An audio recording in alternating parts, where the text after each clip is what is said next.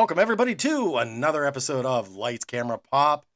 I'm your host, one half of the dynamic duo, Rich, and with me, as always, I, Me, Mike. I'm it's your boy the Mike, forgotten one. I'm the forgotten the one. Just kidding. forgotten Go one. ahead. How's it going, man? Not bad. How about you? Pretty good. Actually, no, it's not pretty good. If you could hear it in my voice that I am not feeling the greatest. Started catching it like 2 days ago, and I started to. I, I'm one of those people who like I get in denial whenever I start to get sick. I'm like, nah, this is just allergies, or it's just like there was somebody around me that just had cat dander on them, and it was it. But then yesterday it started really kicking in, and uh, it's been a nightmare for the past day or two. But uh, today's feeling a little bit better, but I did have some issues this morning, but that's neither here nor there. How's this show? All right. You Well, did a comic book show this weekend. yeah. Today I did the Pittsburgh comic book show. It was a lot of fun. Me and Brian went down.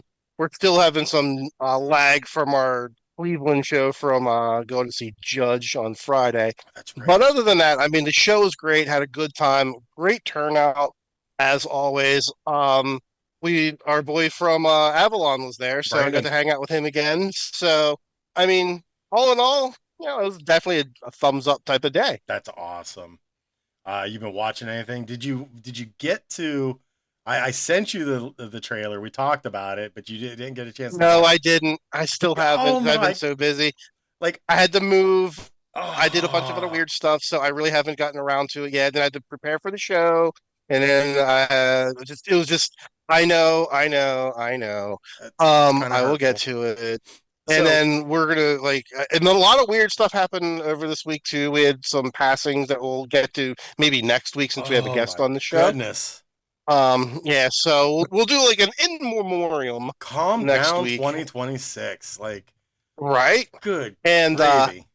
what else? No, I really haven't really been watching too much stuff, but I've been doing my rewatch of Friends as always. I haven't really been. I I'm trying to get ready for Daredevil Born Again season 2, and okay. I'm watching. I'm finally on episode 5 of the first season of Born Again, and whoo, is it such a slow burn? Like And then it is. It's a great story, but to get to where it's going, it's just taking a long time. Very well written. And as I stated it before, I love Daredevil. Like I always thought the character was such a really cool, had a cool dynamic, and just this show has been really spot on for me when it comes to like the Netflix series, and this one nice. here is like I said, really good, but a big slow burn. Um, Yeah, I'm behind on a lot of stuff like with it and everything like that. But and my problem is I can't I can't follow something if I'm binging it. If that makes any gotcha. sense whatsoever, I like to watch it like if it's split up. Like, give me an episode 1 week, give me an episode next week. If you have to give me two, that's fine. But for me to sit there and with Born Again to watch, like, being that it's been out for how long now, and here I'm sitting there trying to watch like 9 episodes, like all at once. It's just like, oh, it's kind of painstaking a little bit. So should we just dive in the pool now? Yeah, yeah, and you know what? And like I'll apologize in advance because like I'm a little coughing here and there. So if I mute and you guys don't hear me and you just see me like wave flailing my arms around and everything like that, it's just I'm choking to death. So, but yeah, yeah, absolutely. Let's bring them on. Okay, so on tonight's episode, we have Mark McKenna, who is a comic book artist who's been doing this for well over 38 years. He has graced the pages of DC, Marvel, Dark Horse. You name it, he's done it. He's been on Batman, Justice League, Spider-Man. He has graced the pages of Star Wars, and he has well over what 1,200 plus pages of ink with bearing his artistic abilities on it, plus over 1,000 comics. So, Mark, it's great to have you on our show tonight. It is absolutely amazing to have you on. Am I here? Hey guys, thanks for having me. That's Uh, 12,000 pages, by the way, not 1,200. That's what I meant. That's what I meant to say, and I screwed that all up. I had it written down, and like I That's all threw the right. It's pooch on that one. just a decimal point. One thing I do want to talk about real quick is your banana tails. Okay, and like I got the portfolio from you when I met you out at Happy Valley, and again, thank you for it. And I gave it to my little niece, and they just got them framed, so they're going to be hanging up in her room. And when I gave them to him, her eyes just lit up. She was like, "Is this for me?" So that's one question I did want to talk to you about is the banana tails, like where that kind of morphed from and everything. Yeah. So when the business of comics started to slow down, the big increase in sales and early. I don't know if you guys were in comics in 1992, probably, right? Oh Oh yeah. yeah. I mean, everything was selling stupid back then. I would get a royalty check from Marvel for doing I don't know, Nomad #1, and I'd open up a check and I'd see it sold 412,000 copies, and the royalties were like $10,000. And that was a year where I did a bunch of #1s. And then Spider-Man 375, the 30th anniversary of Amazing, which is a story in itself. The editor was Danny Fingeroth at the time, and he had asked me if I wanted to do ink and 8-page backup story in that double-sized issue. I don't know if you remember the one. It's the metallic cover by Bagley Venom fighting Spider-Man. Yeah, we actually talked Oh yeah. about those Yeah. embossed covers and everything like that. Yeah, Oh yeah. yeah. So I went in the next day to get it. I was at that point. For 2 years, almost 2 years, I was on staff at Marvel, but now I'm a freelancer and I'm working at home. And I go into the offices to get the job, and the editor says to me, "What are you doing here?" And I said, "I came to get that 8-page Spider-Man job that you mentioned I should come in and get." He goes, "Oh, I forgot all about it." He goes, "It's in the mailroom in a FedEx box going to another artist." And I thought, just give me something else to do. He goes, "No, no, this is a big deal." He goes, "Follow me." He walks me through the Marvel bullpen into the mailroom, and he grabs the box, he rips it open, hands me the job. That book sold 1.1 million copies back then, and I signed 4,000 of them for the QVC that year, and the books, I made 5 figures easy on that, and sales alone. It was just crazy, and I was just like, just give me something else to do. Yeah, right. was one of those pinch me moments, and that book is still hot today because it's the first appearance of She-Venom, and they're always doing something with it. And then, I signed 4,000 of them for the QVC. They had to send a guy to my house, and he just sat there, and I just signed my name all day. I was practically crippled at the end of the day. They gave me one of those metal barrel pens, paint markers, but they paid me $2 an autograph. Oh wow! Then. It doesn't take a lot to figure the math out on 4,000. No, not at all. No, yeah, I'd cramp up for that too. But I'll tell you, my hand straightened right out when he handed me the check, though. Oh heck yeah!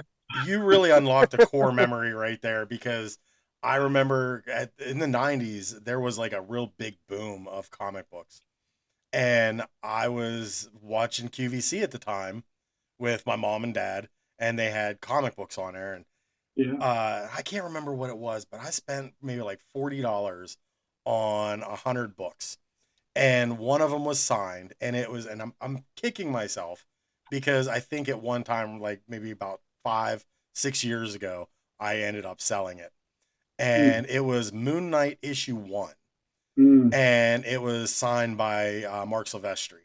And now of course that Moon Knight's such a big deal, and I'm just like, oh, that's just kind of crazy that I ended up getting rid of that.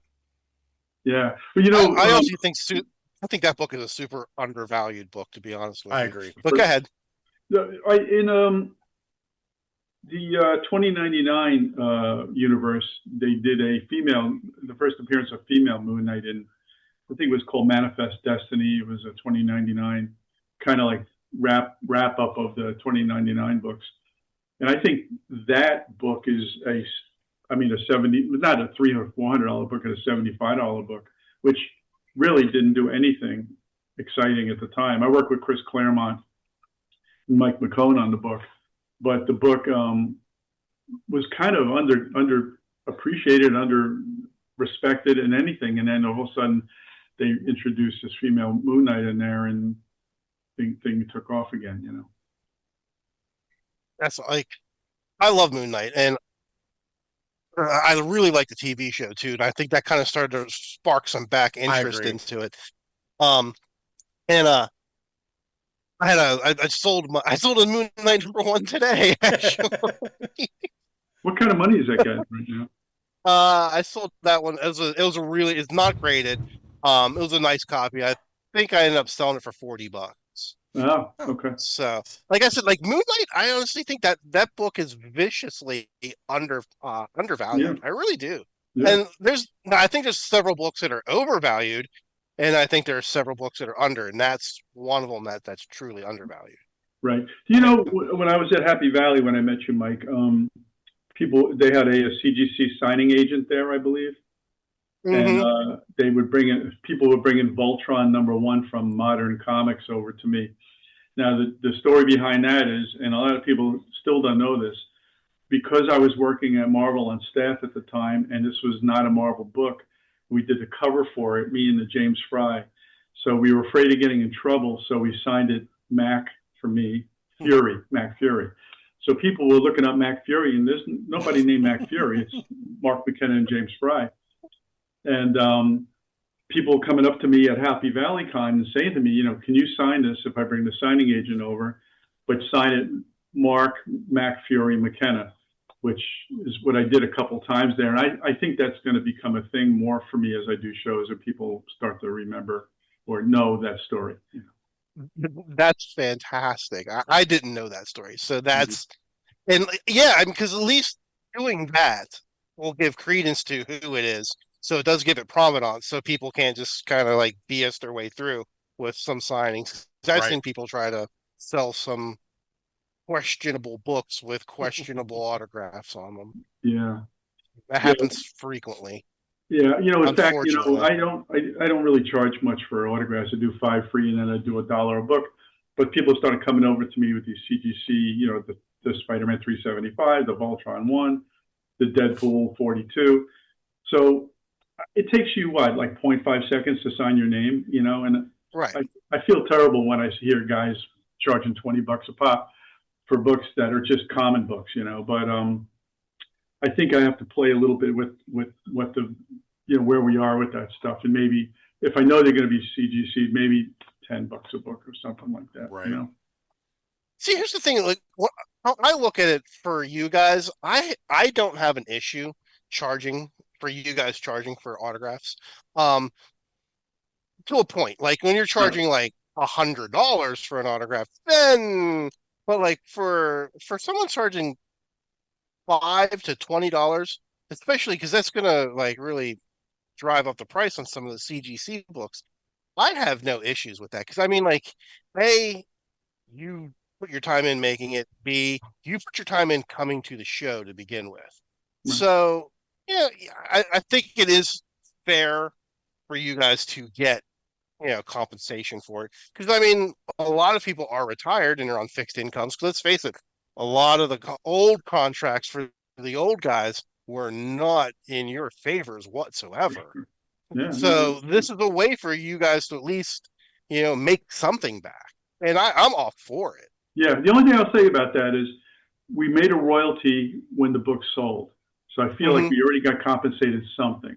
Um, but you know, that's not probably a favorable response for guys in my business. You know, they want to sell their books, and or you know, sign books for $5 and $10 or $15. A lot of writers don't draw, right? So what are they selling at Comic Cons? They're selling their autographs, you know, a lot of times. Right, Right. So I right. get that more so for them, you know. Yeah, I agree 100%, And what was I want to say? For the writers, I can see why they would have to charge. Like you said, like is there, that's just their words, so they have to have some like, and their Johnny Hancock is their words, so that is their version of their art. Right. So I get that. You're right. You nailed it on that one. Yeah. Sorry. Um, but so Oh, okay. I am curious. Then I mentioned that these kind of questions would pop up though. So like just going back to the origin, like where did the love for art come from? You want the origin story, huh? Yes. uh, well, when I was in high school, I was a Super 8 movie maker. I would make like detective movies and horror movies. Beware the Coats, and I would do my own version of Magnum Force, where I would call it the IGA job. IGAs are supermarkets, and I would ask the owner of the store if I could use his store to put on a robbery, And I had friends that had replica 357 Magnums, and we had to call the local police department, to let them know that don't kill us. And I would do these. I would splice them together. I'd make these fun little movies, and I took a survey and cinema course at Suffolk. I was at the time I grew up in Long Island, so I went to Suffolk Community College, and I took a movie class, and I did this James Bond thing called Too Hot to Live, where I had a 350-pound Uncle Butch, and we wrapped his arm in aluminum foil, and we cut down a tree, and we held the tree up with wire, and then when he missed James Bond, he hit the tree, and the tree broke, and we were doing some crazy shit. That's awesome. But when I met the guidance counselor in high school, he said, "Are you going to pursue a career, in movie making, or what else do you know?" I said, "I know comic books as a collector, and I like to doodle." And it was when I met the film chairman at the School of Visual Arts, which I have my Bachelor's of Arts from, my BFA. He said to me, "The chances of you getting a job in film are astronomical." He said they're like 10,000 to 1. He's trying to scare the bejesus out of me, and he did it because he wants to know if I have the backbone to say I'm going to do it. Right. I didn't have the backbone, and I ended up going to college to become a comic book artist. And my first year was I was gonna be an animation major. So I was back then. They didn't have computer. This is 1982. They didn't have computer. 1980 and 81, 82. They didn't have computer stuff back then. So everything was hand drawn. And for me to do 1 minute of hand drawn animation was 770 drawings for 1 minute. Oh wow. Somewhere about 220 drawings, I was losing my shit, And Sure. I just decided I couldn't be that introverted guy that looks in the mirror and draw my face, making faces and stuff like that. So I went into comics, and I don't know if you guys are familiar with the name Will Eisner. Oh yeah. Yeah. He did The Spirit back in the 40s. Oh yeah. He was one of my teachers. Oh wow. And he signed my one of my books, my graphic novels called A Contract with God, to one of my more serious students, Mark. Will Eisner, which meant the world to me. Wow, that's awesome. Yeah, and then so after I graduated the School of Visual Arts, I'm sitting there and I'm meeting. I met the Newtown coordinator at DC Comics. He was teaching a perspective class at my college, and he brought me into the offices at DC, and he said, "Here's some samples for you to do. Bring them home. Come back." I went back and I sat on a couch with a 6-foot Clark Kent, reading the Daily Planet, and it was pretty awesome. And I thought I was going to come home with a job. This is about 1980, about a year and a half after I graduated college. I figured I'd get a job that day. And he said to me, you have what it takes. He goes, but you don't have the finesse yet. So he goes, work on this stuff a little bit more. But so I was commuting on the Long Island Railroad to New York City to go to DC and drop off my samples. And when I was done with my samples, Marvel was about 25, 30 blocks away. I'd go to Marvel and drop off my samples there. So that became a routine for me. And then eventually, DC was offering me classes there on staff it wasn't a paid job. It was like, let's get together in a round robin with a bunch of new talent guys and talk about how they can improve their business, their work.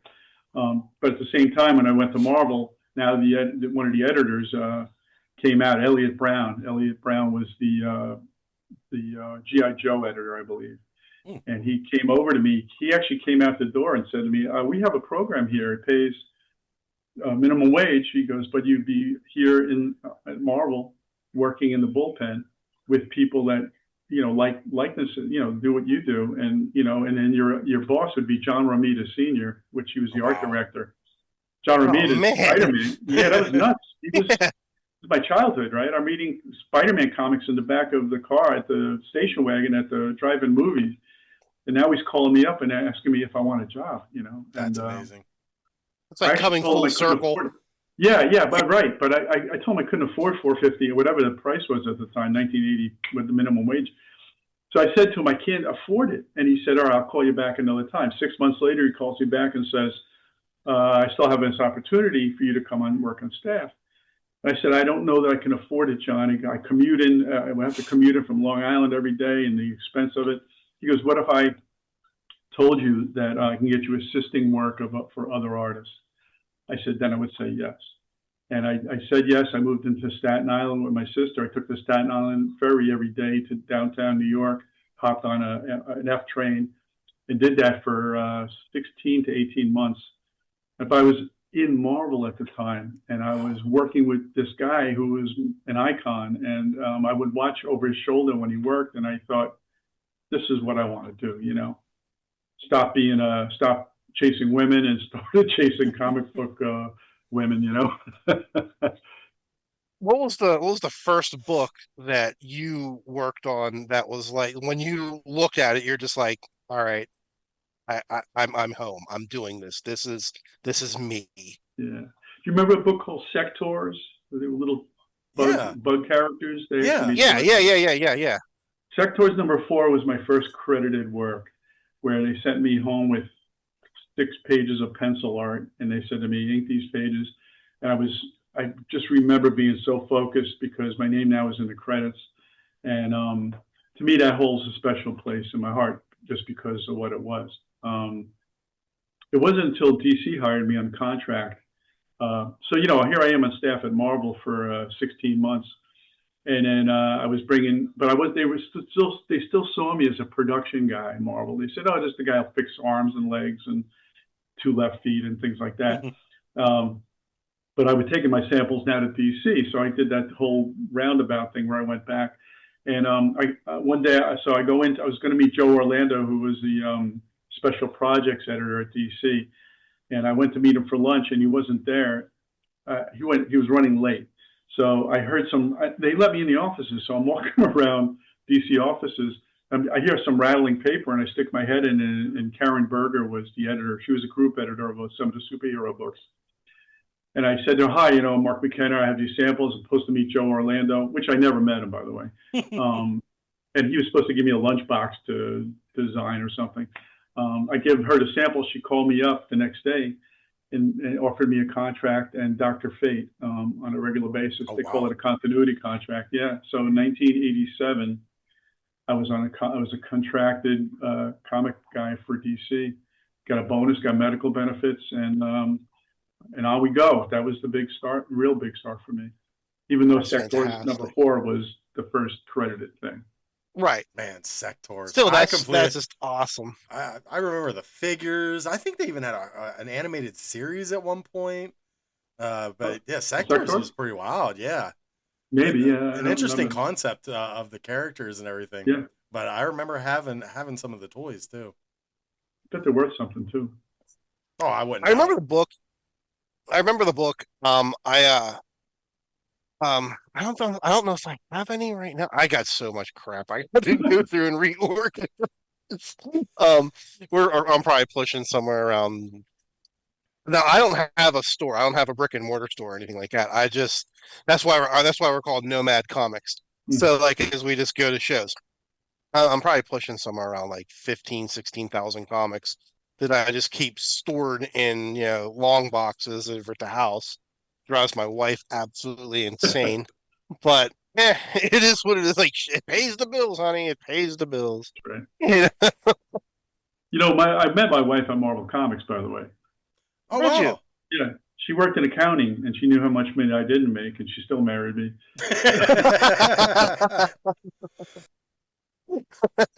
At four No, fifty an that's hour. true love. It's crazy. Your wife was at the Yeah, con when yes, I got to meet her too. She yeah, was, yeah. She stopped by a little bit. yeah, she's like just a little fleeting, when you and I were So BSing that's for a what she little is. bit. She's very fleeting at the Comic Cons. No. She gives money. She goes shopping.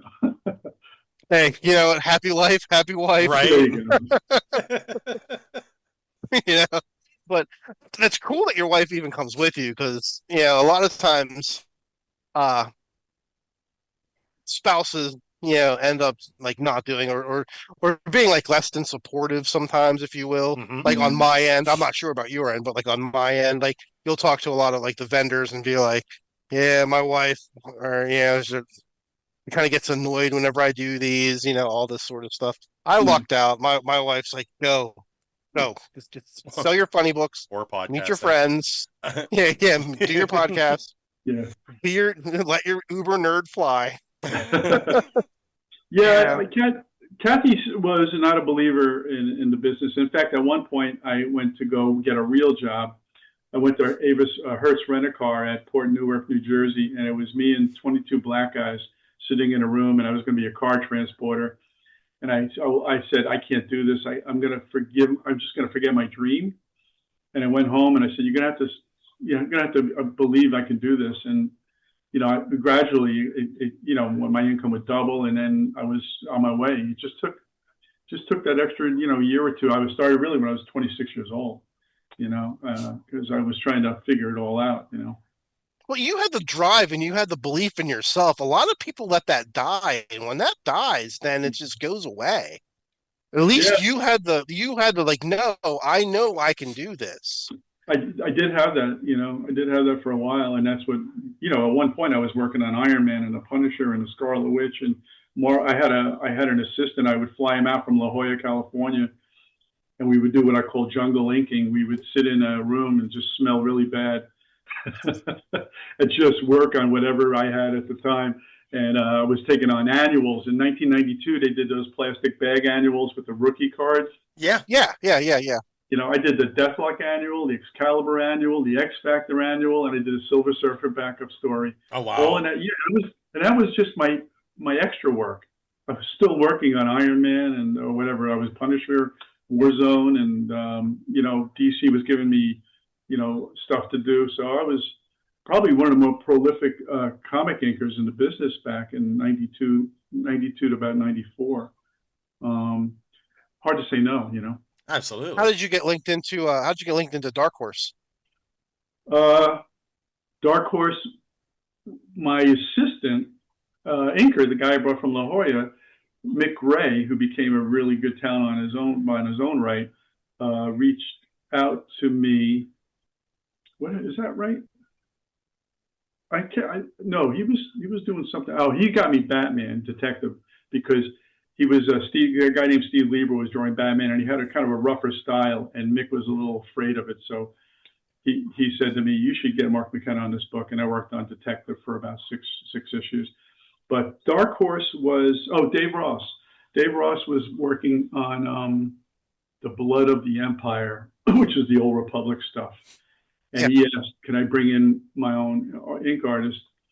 And the editor said, "Yeah." So he called me up and said, "Mark, I'm working on Star Wars." I said, "Dude, I'm in. I don't, you know, just because it was Star Wars. It wasn't like I read the books and was all enraptured with it all. It was just that. And I did that 4-issue miniseries. I collected it.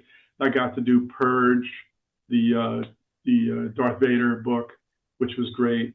And then I did the Lost Sons, which was another. So I got to go to Star Wars Celebration in 2012 and be part of the Oh. Acme art show. Oh wow. What's awesome is like no matter what, like you're still part of the Star Wars universe. Yeah, Like a lot of people just think the Star Wars universe is just film only, right. but no, like there's the comics, the novels, whatever.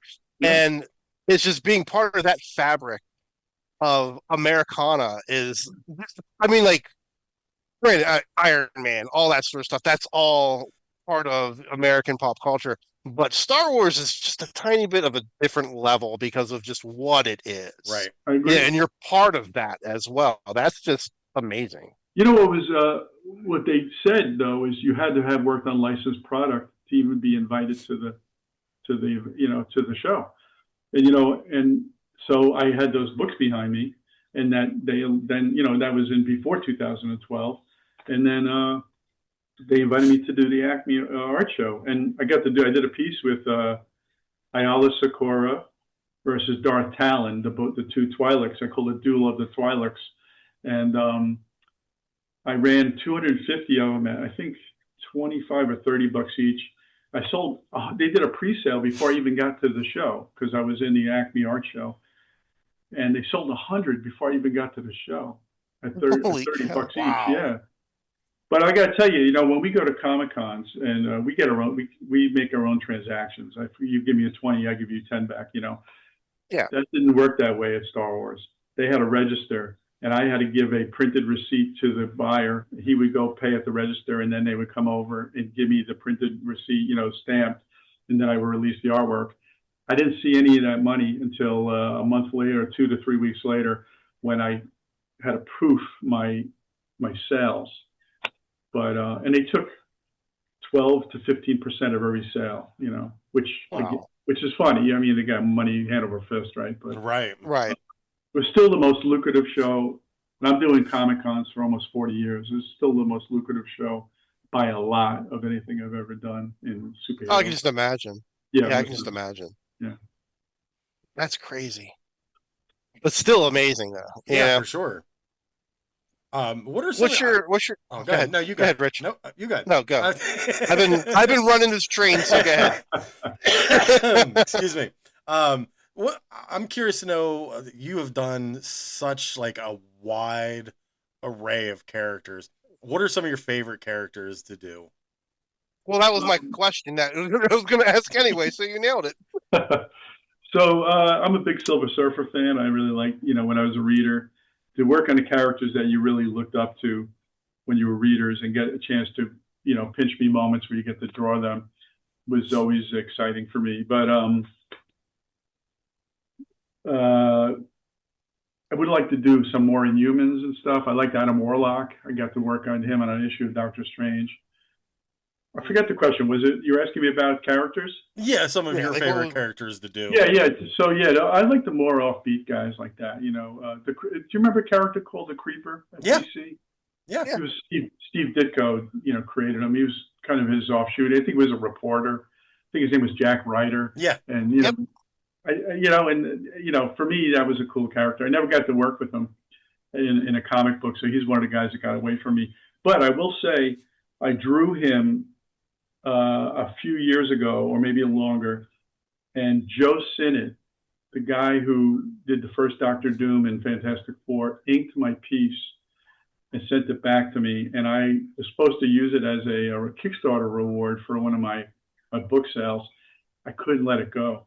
It just was so beautiful that to me it was like, oh my God, I probably I would have sold it and regret it the rest of my life, But, so yeah, more the offbeat, and then I got the chance to work with Archie for a while. Archie Comics. Oh wow. I got to work on their Halloween special, and I did a cover for one of the digests, and that was. I mean, they didn't pay well, right? I was making 3 times that page rate at Marvel or DC, but Archie, the Archie editor would say to me, "Yeah, but there's only." It's simple, right? Simple. It's only 5 lines to do his face, whereas Spider-Man, you got to do the webs and everything. Yeah. But it's still a little bullshit though, because you still have to make him look like Archie. You can't make him almost look like Archie. It's got to be Archie, or you're not gonna buy in, So that became a thing too. But I enjoyed it. Archie's is an interesting comic because at first, when I got into comics years and years ago, it's weird because I literally had this conversation today a couple of hours ago with a friend of mine at the show, and we were talking about Archie, and he picked up an Archie book and he was like, look at this. It's like a golden age, like from I think like 45. And he's like, it's just so cool. I was like, and he's just like, back in the day when we were first at collecting comics, we couldn't tell anybody that we liked Archie. He's like, because Archie wasn't cool. He's Yeah, like, but now that we're old, Archie's cool. yeah, And I'm just like, I know. Look, I pulled up a whole bunch of Archie books, and I was like, I love these. I was like, these are my personal ones. I bought them here. I'm not selling them. You yeah. know? Yeah, it was. I mean, it was definitely a badge of honor for me to have done Archie. Just like Star Wars for me, but just Yeah. a lot different. Right. Did you ever work on any of the Disney comics by any chance? Like any of the Disney art stuff? Yeah, I did for. Do you remember Acclaim? Valiant Acclaim was doing Disney stuff for a while before Disney got it back. I did a Pocahontas story for one of the Disney digests. I did a Hunchback of Notre Dame story, Oh wow. and I did one more, which was really cool to do too. They sent me a pack of guide sheets for all the characters. I mean, it had to be an inch and a half thick of just sheets of Pocahontas smiling, Pocahontas frowning, the dog, the sidekick, all this stuff, and still have all that stuff too. Yeah, because like Disney really keeps their art like how do I want to say it like Consistent. very recognizable Yes. and like yeah consistent. So you know that comes from like the House of Mouse. Like Yeah. if it's going to be a Disney book or not, just because of the way that they prescribe their art. And I was Yeah, they want wondering everybody. Yeah, they want everybody who does their product to make it look like everybody else's. And, Right. right. you have to fit into a mold. In fact, I'll tell you, when I was at the School of Visual Arts working in the animation program, Disney would send in a rep every year and really just pilferage the two or three best guys that were going to school and give them life insurance policies and condos to come down and work at Disney. I wasn't one of those guys at the time because I was still trying to figure it out. But there was a couple of those guys who were very fluid and had that natural Disney style to them. Yeah. One of the guys was named Alex. I think he was a Russian guy who ended up working on The Lion King on the Oh wow. the nice. yeah. And I thought he did a 4 or 5 minute animated piece when we were in school for the song Hair, Give Me a Head with Hair. And it was way more. I mean, this guy could have been teaching the teachers just how good he was. Wow. Mind-boggling. And that, of course, made sense that he would get a job, That's it. My daughter, she wanted to, well, she still does. She has goals that she'd like to be an animator and everything. She's 21 now, and she's been drawing ever since she could hold a pencil. And we did a tour down at the Dave School in Orlando, and they were just everything that was there was just so cool to see all the students doing all the work with the digital animation, everything like that. Was that Full Sail? Was that the school? What is it? What was the school? The Dave School. The Dave School. Okay. It's on the back lot of Universal.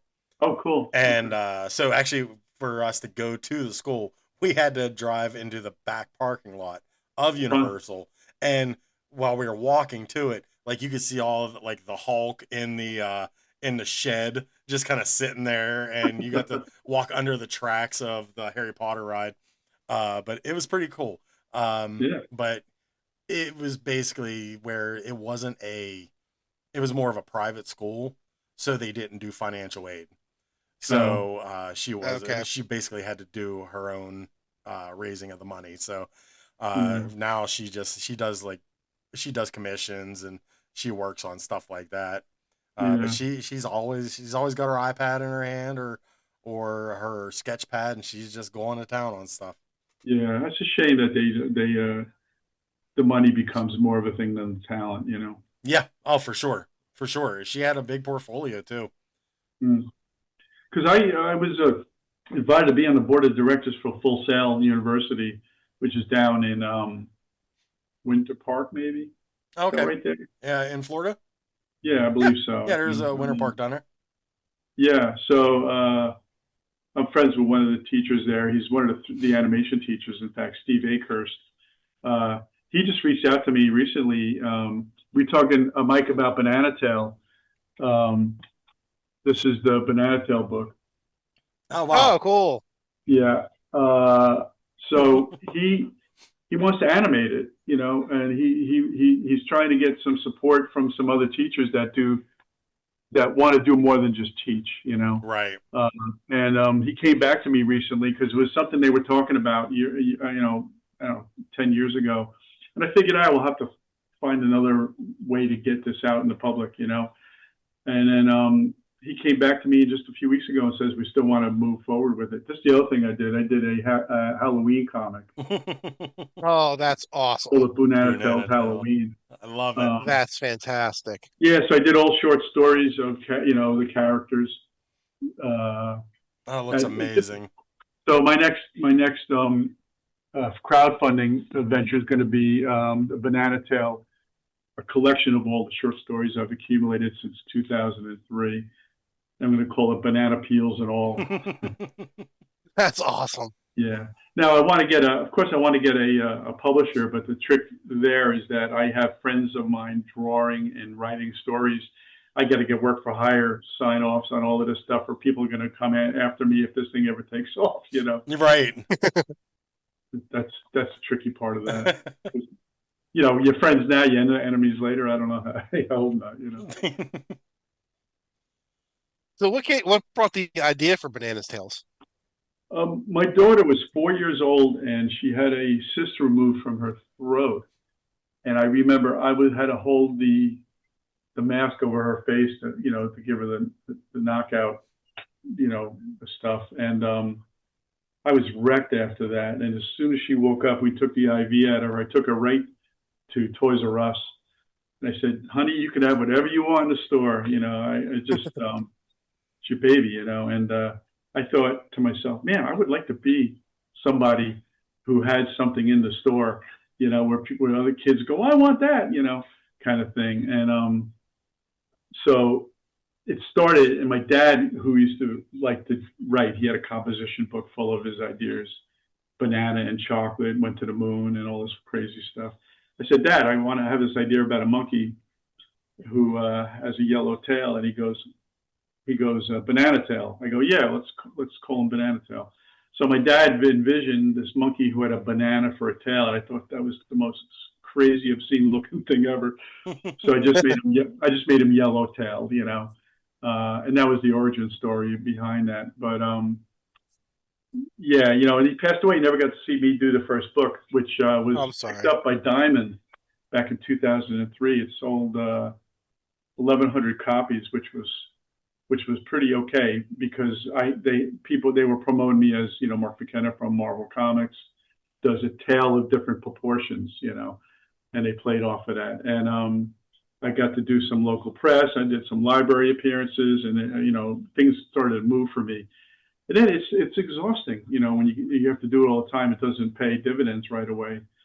And you're at a certain point in your life, you're tired of pushing the boulder up the hill. You want somebody to help you. Right, for sure. Yeah. So, but I never let it die. I'm still moving forward. In fact, I have, I think, 7 different books that I self-publish. The Banana Tail books, and I have this other book I did called Combat Jacks.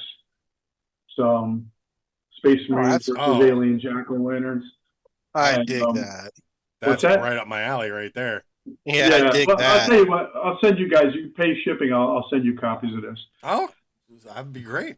It's a 4-issue miniseries that I collected into a 144-page collection. Are you familiar with the martial artist actress Cynthia Rothrock? Yeah. She is in the book. I asked her if she could put her in the book, and she's one of the badass Marines in the book. Oh, that's cool. Yeah. That is so cool. And John Carpenter's wife, Sandy Carpenter, wrote my foreword, which is really cool too. Oh, that's awesome. Goodness. Yeah. So that's kind of like that's the kind of stuff that makes me want to move forward and keep going. When you see people like that, kind of jumping on your dream a little bit, Well, you truly are Sisyphus. Just keep rolling that boulder up the hill. Yeah. It's easy for you to say Sisyphus. Sometimes my tongue gets in the way. Yeah. Damn tongue. Did you see the Spider-Man trailer yet? Okay, so this is what we were starting to talk about earlier. Oh, you know what? I apologize. No, no, no. I thought that's what you were talking Yeah, about. I sent it to him, and like I've watched it probably like 17 times since it's came out, and I'm I'm really looking forward to it. Yeah. And I haven't been able to see it yet because like since it came out, like I've been insanely busy. Me and my wife are getting ready to sell the current house that I'm sitting in Wow. because we moved up to another house that we have, and um, so I've been dealing with the move, getting ready to get this place for sale, ready for the comic book show that happened this weekend. Mm. I went to Cleveland on Friday night for a concert with my son and some friends. So it was like I can just never have time to just sit and watch a 30-second or whatever trailer just Right. because every time I'd be like, all right, I got some time to do it. Oh, my phone would ring. I mean, Yeah. like even while I'm here right now, my phone rang 6 times while I'm doing this. I'm just like, Wow. ignore, ignore, ignore. You know? Mhm. yeah, I had that too. But so the it looks absolutely phenomenal. Um really looking forward to it, and it's hard to watch it. It's almost heartbreaking knowing how it ended with No Way Mm. Home, and then watching how Peter has to separate his life from Spider-Man to himself, his Yeah. Yeah. personal Yeah. life, Yeah. and it's just heartbreaking as he was watching his friends and his girlfriend from Yeah. afar, Yeah. and as they're moving on with their lives, and it's just like, oh my gosh. Um, and then I You knew started. that, Mike, or no? I, trust me, I live in a world of spoilers, so I'm kind of okay with it. yeah. Um, although I will say of something that I thought like something that they really didn't touch on, but it would be cool if they did this in the story, because obviously we know that Ned Leeds becomes the Hobgoblin in the comics. So it would be really it'd be a kind of a missed opportunity if they, or if they at least kept it hidden, that he does become Hobgoblin in this movie, Mm. because being that they forgot who Peter Parker was, maybe he was the aspect that was keeping Ned from turning into that dark side. But Hmm. now that he's no longer in his life, and he's forgotten who his best friend was, it removed that aspect, and now he could move forward with being, I don't know, it's just like I think there's a lot of I see that. possibilities they could have Yeah. turned with that. Yeah. Yeah. Yeah. Yeah. They bring in some. I won't. I'm not going to say anything. But yeah, it's really good. Cannot wait to see it. And Yeah. I know once we get off here, Mike's gonna be like, I gotta watch it now. Yeah. As soon Yeah. as we get off, I'm gonna do it. Just now, I'm just like, okay, because like I don't have to. I'm gonna mill around here and take care of a few things before I head up to the other house. I'm not rich by any chance, so don't think I'm like No. you know. Moving um, house is not fun. I No, it feel is like. no, not. not at all. My mom's well in her 80s, and she has a very large house, and we have 145 acres. Oh my God. Yeah, and she needs a lot of help now. So um, me and my wife decided to go up there and give her a hand, and so she just needs it. So that's what we're doing For now. sure. How far from where you are now? Luckily it's only like a 17-minute drive. Wow, that's good. But it's the problem is it's like I said, it's just so much that needs to be done. And like that 17 minutes is just too much. And she needs more care than she wants to admit. Right. Let's just put it I that think way. they're all that way at that age. They want to do Yeah. it themselves. Yeah. So um we're going up there to give her a hand and take care of a lot of stuff and just Right get on. things back in order and get the all that sort of up and running, if you Yeah. will. Yeah. So So, uh, it's wild to know that, and I don't even think I said the episode number at the beginning of this, but to know that we're 11 episodes away from a full year of doing this without missing an episode. Wow. We are That's on pretty episode cool. 41, and I had done a horror show. I always laugh about this. I had done a horror show that lasted 2 years, and I only did 30 some episodes. So this is quite an accomplishment, and it's Yeah, just because I have a sure. really cool co-host. So it keeps me on my toes. Yeah, that's awesome. I got a story for you if you want to hear. It's a Spider-Man story, actually. Hell Oh yeah. yeah, Nothing to do with the spoiler. Um, my wife bought me tickets to go see Spider-Man on Broadway. If you guys remember, there was Turn Off the Dark or something. I They do did this remember thing. that. I do remember that. People were getting hurt and hydraulic systems were crushing legs, and it was a mess. My wife buys me tickets to go see it. I had no interest in going to this thing because all I could see is the Green Goblin pretending to be Liberace playing the piano. I'm like, this is some goofy shit, you know. But she bought the tickets, sucked it up. I brought in some Spider-Man art prints that I had done. Originally they were printed in a web or whatever, one of those Spider-Man books. It was Spider-Man fighting what do they call the Secret Six? But it wasn't all six. It was like Vulture, Oh, the Sinister Yeah, it Magneto, was Sinister Six. Sinister Six. Yeah. But it was only four of them or so. So I brought in these art prints and I wanted to donate them to Broadway for Kids. So kids that don't have a chance to go to Broadway get a chance to see this if they auction the artwork off.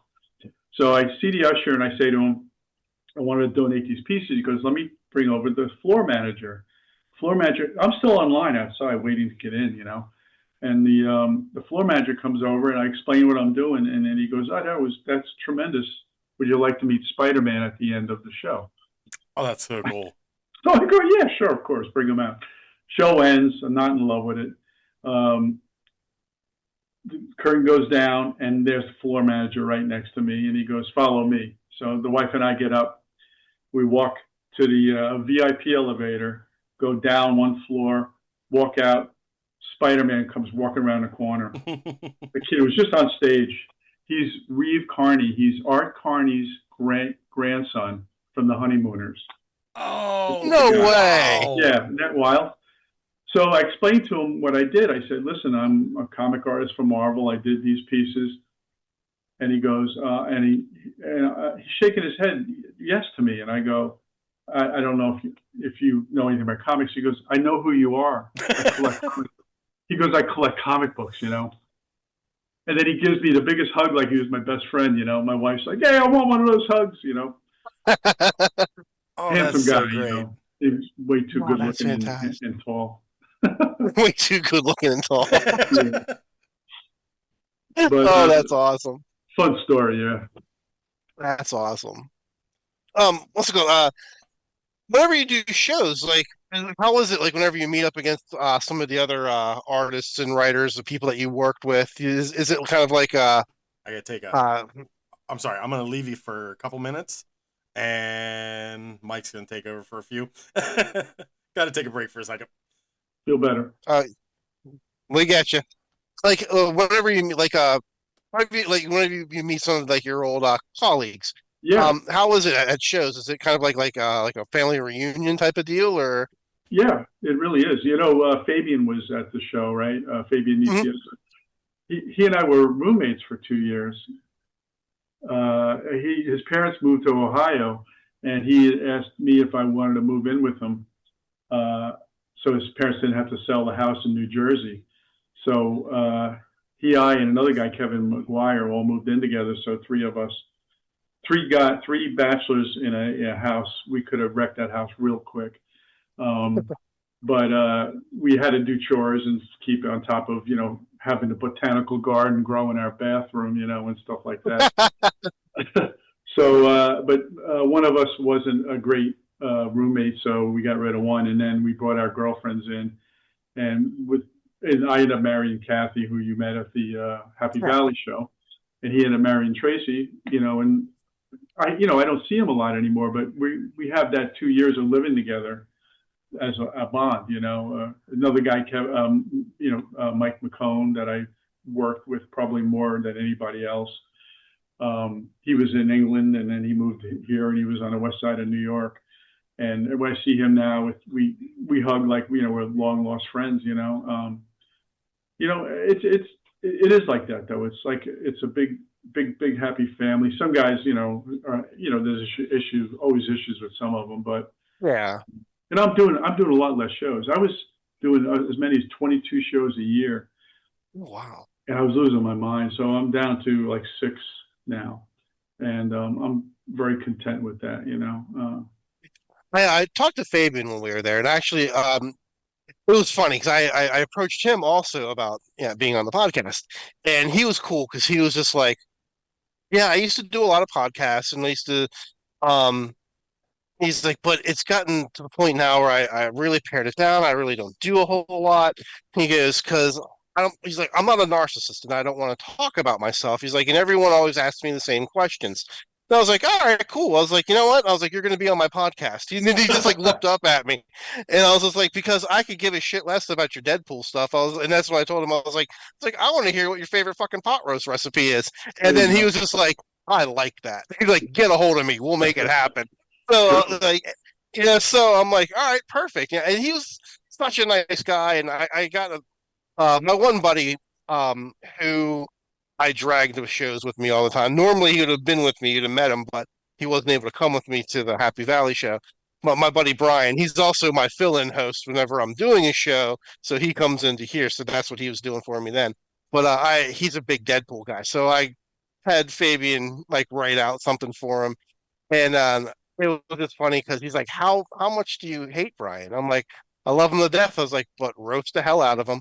So he wrote everything out, and I paid for it. And then he goes about the podcast. He's like, remember, he's like, when you reach out to me, he goes, right. He's like, put in the description. Brian has a small penis. He's like, I'll know exactly what we're talking about. So I was like, perfect. That is, yeah. So you have contact information for him? He told me to get a hold of him through Instagram, basically. Okay. So, Yeah, um, he's pretty good with that stuff. yeah. So I was like, yeah, no problem. I'm not a guy that's going to go and like hound you either. Like Right. message you, and then I'll be like, and I'll just touch base every so often. Yeah. So I'm going to reach out to him and probably in a couple more days and just be like, hey, if you're still interested, we would love to have you on. Yeah. Tell, And tell of him you course, had no me. one. Tell him you had me Okay. on.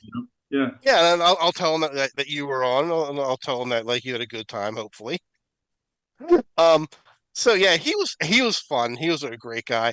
I like today's show that I did. I really didn't get to talk to too many people because it was a little busy. Especially for the artists, and I didn't really want to. I never want to people. I wanted to get a piece of art from a couple of the guys there, but it was just um could never get conducive enough for me to get anywhere.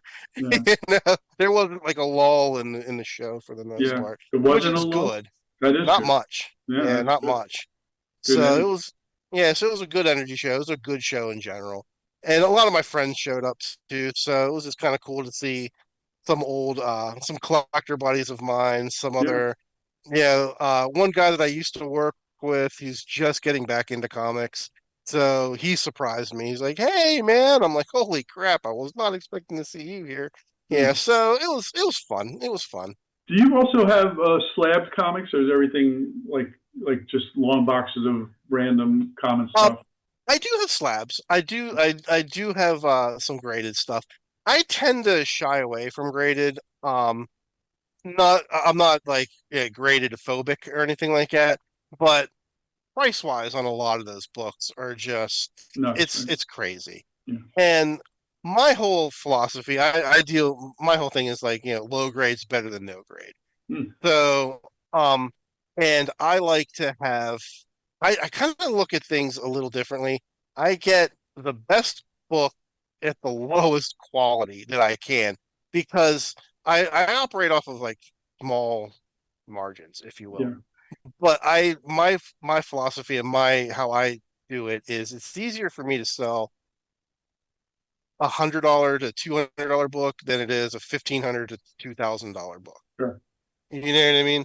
I do. So, um, if I get a high grade book, we'll just Iron Man number one. I get a high grade Iron Man number one. You're talking, 4 digits. It's not easy to sell something like that. You have to wait for the right person to come along. Yeah. Now I have one. I have a nice raw copy that I have like $300 on. So that's a much easier pill to swallow. Hmm. I just picked up a perfect example. I just picked up a um Green Lantern number one.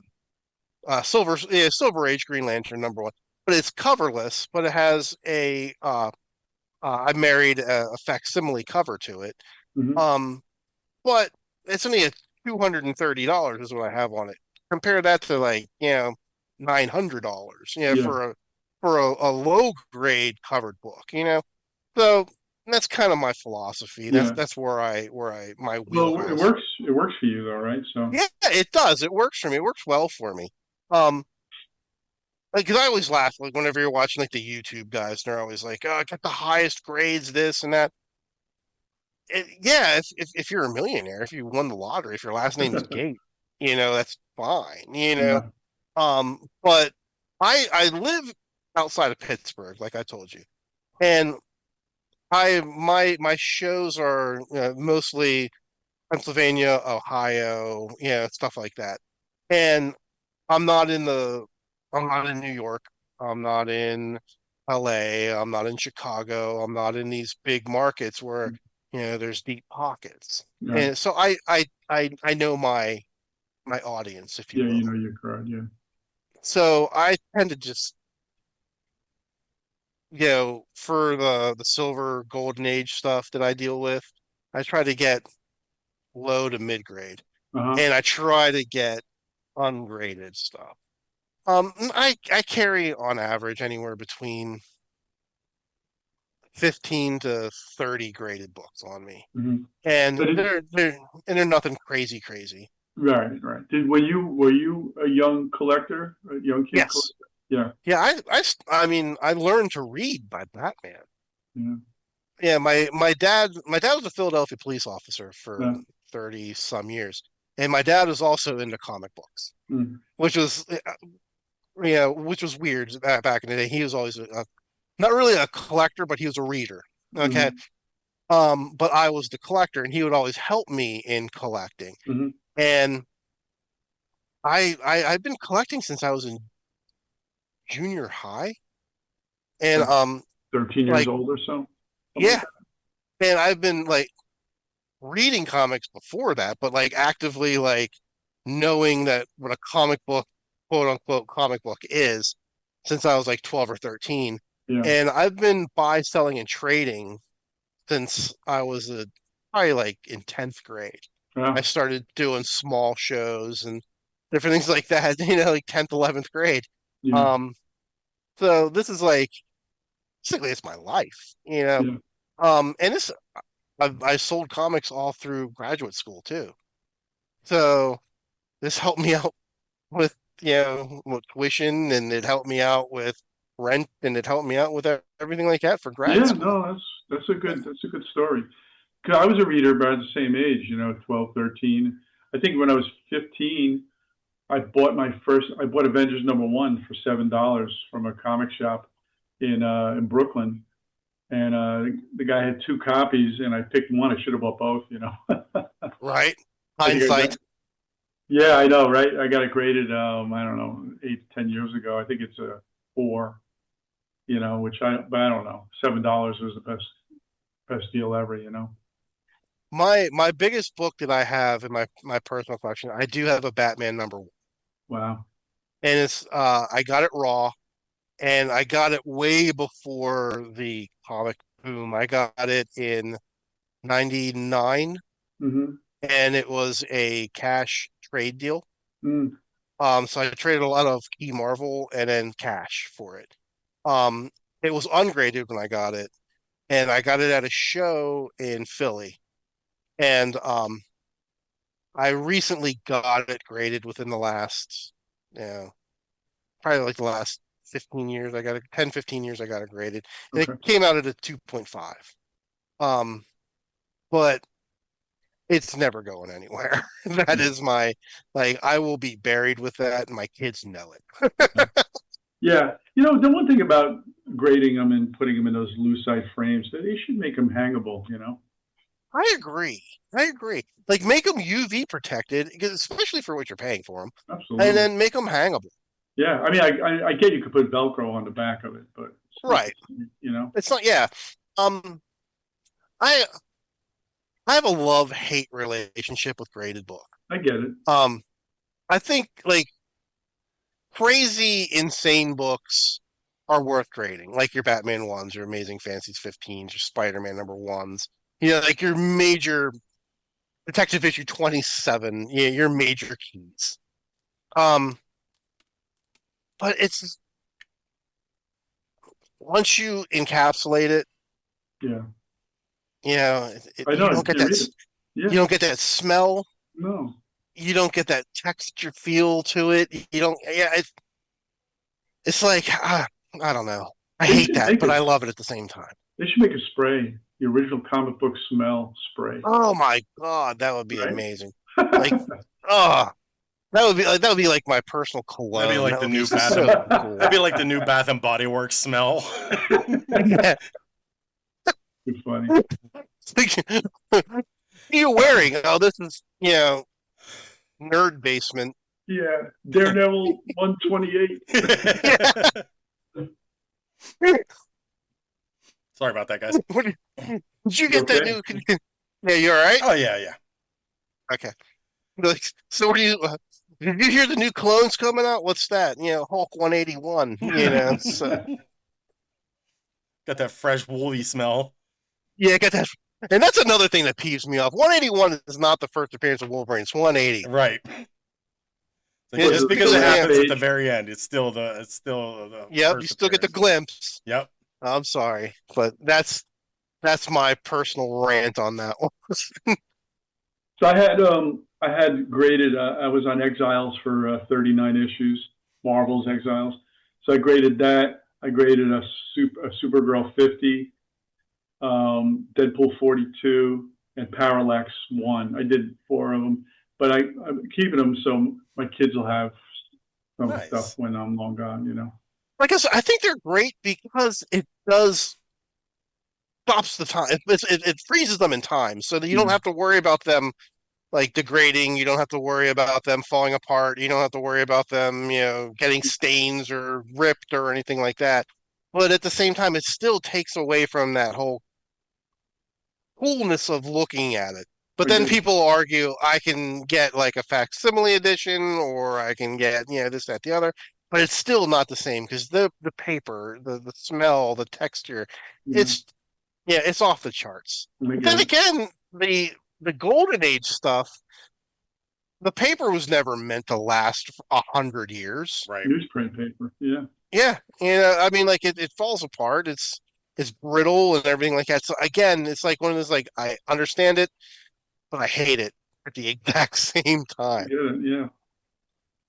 What's your favorite era of comics? The gold, silver? Um, I'm not super familiar with the eras, but Silver, I would say probably. I That's what I was, figured. yeah, I would say so. My uncle Tim lived next door to us, growing up in Long Island. He was a big Scrooge McDuck guy, Oh, and then he would have all of the who were all the Pharaoh Lad and Saturn Girl? Well, Legion of Superheroes. Okay, yeah, Remember Legion. that? Yeah, he had a lot of Legion books, and I loved that. I loved those. I wouldn't really read Scrooge McDuck, but I was into the more. I think the Spectre and Dead Man was okay. Challenges of the Unknown. That kind of stuff got me excited. I remember him taking me to an old five and dime, but they had the little racks, Oh, and I remember seeing Marvel Comics for the first time, because he had all DC stuff. And, Fantastic Four, annual, and it was a wedding annual or so. I don't know what was going on, but I was like, I want one of these. I want one of those.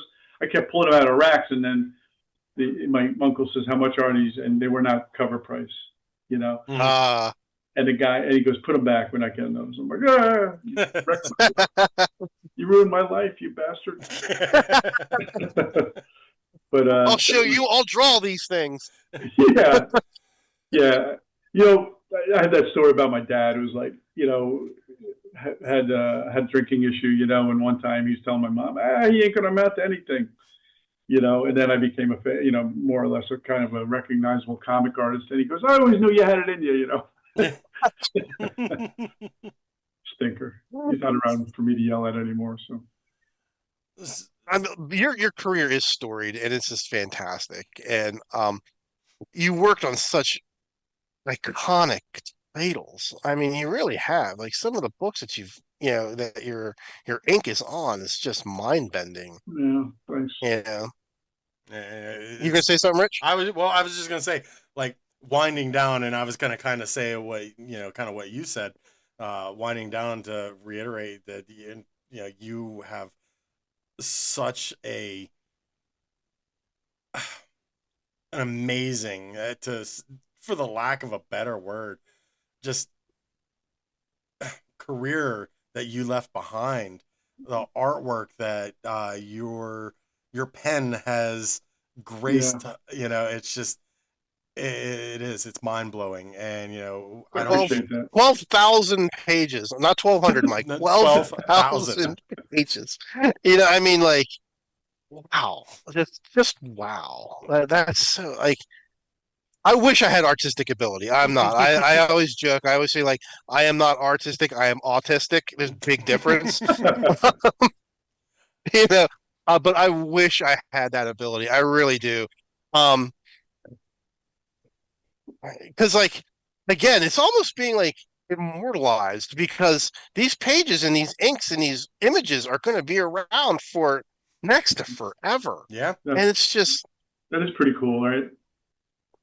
Hey, so humble. Yeah. It is pretty cool. Yeah. I love it. Yeah, I mean, like, just the fact that, like, and let's face it, like, your art has influenced countless other artists. Yes. Whether they ever become famous or they're just famous in their own bedrooms.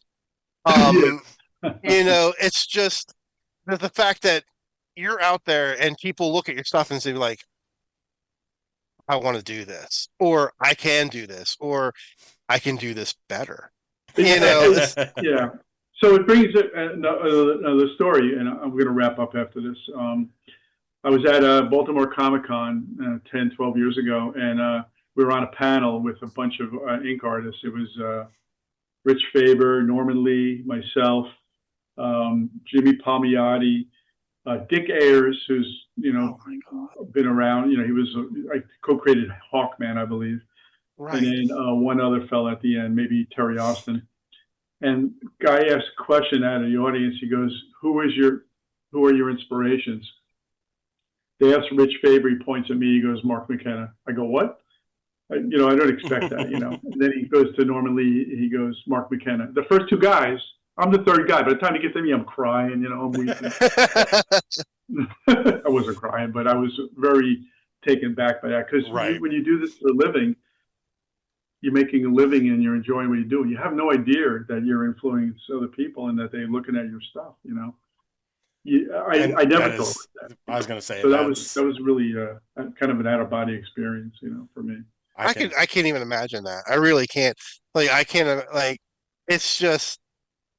To me, it was just an honor whenever you said, "Yeah, like, I'll do the podcast." Like, in the back of my head, I was like, "Oh shit!" He said yes, right? Have to put up or shut up, right? I'm just like, oh man. I was like, I hope he doesn't, like, after he's done, I hope he's like, man, that was just like a supreme waste of time. But I mean, like, this truly was an honor for you. It really was. I appreciate to have you on here. I meeting you in person was excellent, and now having you on here and just, like, hearing your stories and hearing everything was just the icing on the cake for me, man. At the end of the day, I clean dog shit in the backyard like everybody else. I'll be doing that. I'll be doing that tomorrow. Well, I was gonna say it might be mush out there now, but I don't know if it's. So you getting hit over there where you are? Yeah. Rain. Oh yeah, it's like a dumped. downpour. Coming. Dumped down. We're not here yet. Yeah. Yeah, So we're it's a good night I'm to in you guys? I'm in the monsoon season right now. What was that? Was it good night to you guys or Yeah. anything? Where can everybody find you at, Mark? So yeah, so I am on social media on X or Twitter. I'm not sure of my name there. I don't really like X or Twitter, Yeah, but Facebook. Mark A. McKenna is my Facebook. A is I'm Mark Anthony. Not the singer, but they gave me a fancy Anthony name. And then I'm on Instagram as I don't know what I am, but I'm on all three of them. My website is markmckennaart.com. You can check out my appearance schedule, which is kind of thin this year, and I think that's it. This is something I'm missing. I don't know. That's I know. Yeah, Like my anybody, convention. I was gonna say, and if anybody, you can go to the Lights Camera Pop page. I've been sharing your work Thank you. for a Yeah, while. you're on my page too, so you'll be on Nomad Comics.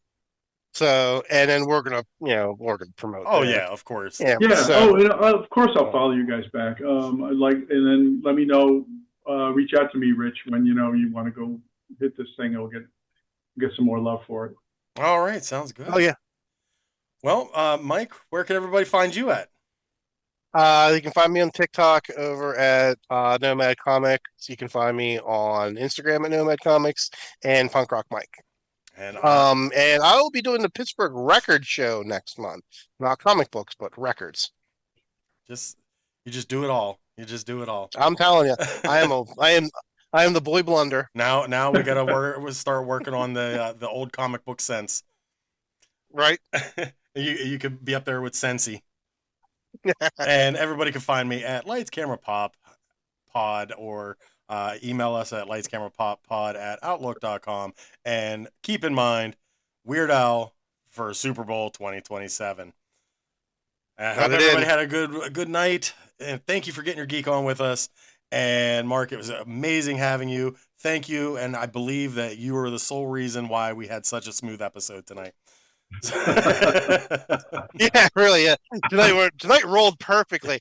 Again, Mark, thank you so much. My pleasure, It was fantastic. Cheers. Hope to see you guys again soon. Oh yeah, definitely. You'll probably run into my happy ass at some show, some point in time. Sounds good, man. All right, brother. I'll talk to you soon. All right. Thank you. Have a good night, guys. Bye-bye. Bye. Bye.